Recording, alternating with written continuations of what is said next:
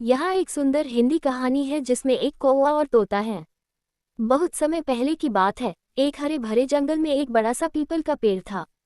उस पेड़ पर एक चतुर कौवा और एक सुंदर हरे रंग का तोता रहते थे। दोनों में गहरी दोस्ती थी, लेकिन स्वभाव में बहुत अंतर था।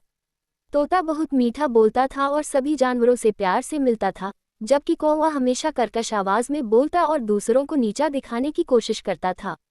कौवा हमेशा तोते से कहता, तुम्हारी मीठी बोली से कुछ नहीं होता। जंगल में वही सफल होता है जो चालाक और चतुर हो।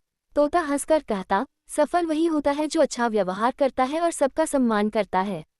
कौवा तोते की बातों को नजरअंदाज कर देता और अपनी धूर्तता में मग्न रहता। वह कभी भी किसी की मदद नहीं करता और सिर्फ अपना फायदा देखता। एक दिन जंगल में एक शिकारी आया। उसने बड़े पेड़ पर जाल बिछाया और कुछ अनाज डाल दिया। तोते ने जाल देख लिया और समझ गया कि यह शिकारी की चाल है। उसने कौवे से कहा, कौवे भाई, इस अनाज को मत खाना, ये जाल है। कौवे ने तोते की बात को मजाक में उड़ा दिया और बोला, तुम तो हमेशा डरते रहते हो। मैं बहुत चतुर हूँ, कोई मुझे नहीं पकड़ सकता। ये कहकर वह अनाज खाने चला गया और जैसे ही उसने अनाज उठाया, वह शिकारी के जाल में फंस गया।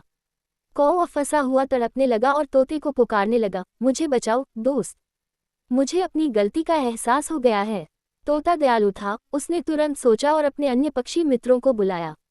सबने मिलकर शिकारी का ध्यान भटकाया और तोते ने अपनी तेज चोंच से जाल को काट दिया। कौवा आजाद हो गया और उड़कर तोते के पास आया। कौवे ने शर्मिंदा होकर कहा, मुझे अहंकार नहीं करना चाहिए था। सच्ची बुद्धिमानी चालाकी में नहीं, बल्कि अच्छे व्यवहार और दोस्ती में होती है। तोते ने मुस्कुराकर कहा, अब समझे, सच्चे मित्र वही होते हैं जो एक दूसरे की मदद करते हैं। उस दिन के बाद कौवा भी मीठा बोलने लगा और सभी से अच्छे से पेश आने लगा। अच्छा व्यवहार और सच्ची दोस्ती चालाकी से अधिक महत्वपूर्ण होती है। ये कहानी आपको कैसी लगी?